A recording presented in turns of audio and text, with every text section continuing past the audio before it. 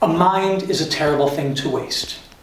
This slogan, created half a century ago to promote the United Negro College Fund scholarship program for black students, is a paragon of social justice, speaking to the tragedy of wasted lives and the need to ensure that everybody is able to get a good education and meaningful employment.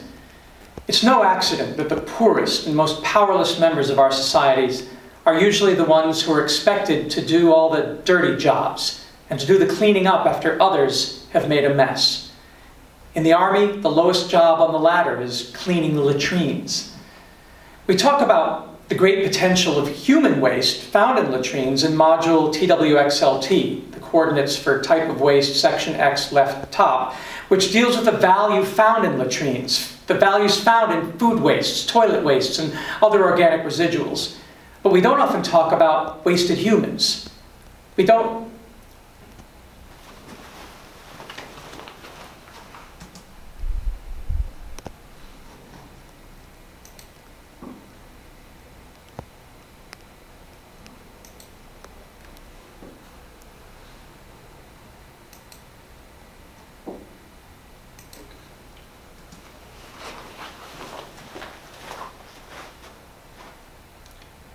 But we don't often talk about wasted humans. We point out in modules PHLB and PHRT, the two sections on the anthropology of waste, that developed and developing countries have entire classes of people whose lives are all about managing the solid and liquid wastes generated from human activity. People called garbage men and waste pickers. But we don't often explore how they feel about these dirty jobs.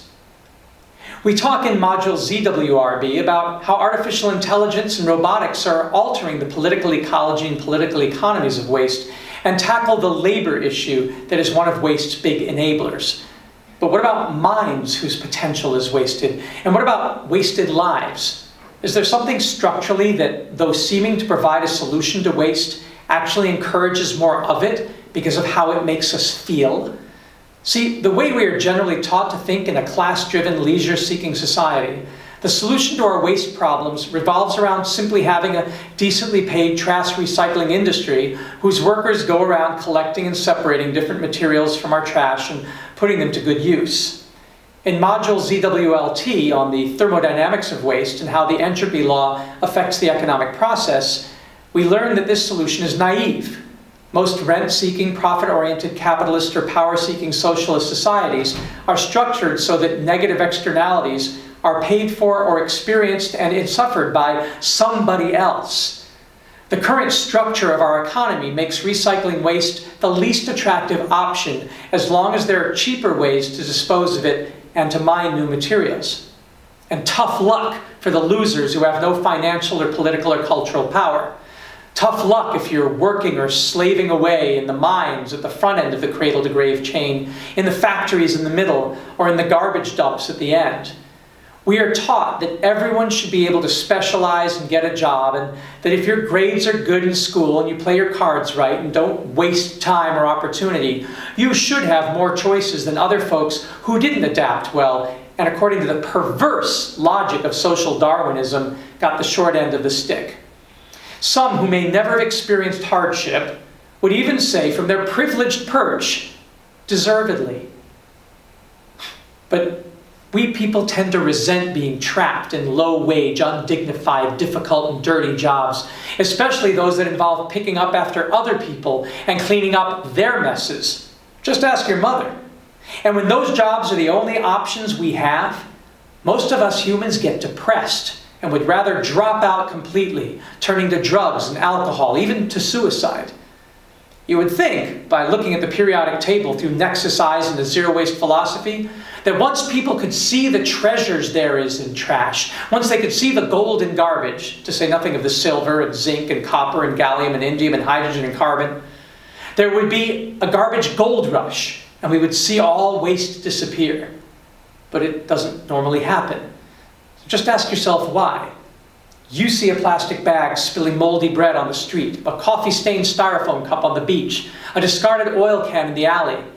Do you stop and pick it up and take it to recycling? Usually not. Not worth your time.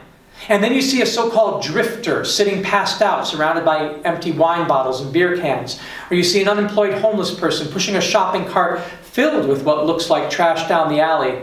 Or you see someone with a sign begging, "Hey buddy, can you spare a dime?" And what about all those rich kids partying like there's no tomorrow and leaving behind a mess while they sleep off their hangovers? Do you ever wonder, with all the unemployment there is and so many people sitting idly, rich and poor, and the abundance of raw materials in the landscape which can be had for free and recycled into value, why can't we harness all that lost potential and make short work of waste? And further, with the abundance of knowledge that we have and an ostensibly free educational system, why isn't everybody involved in cleaning up their communities and turning garbage into gold? Well, why aren't you?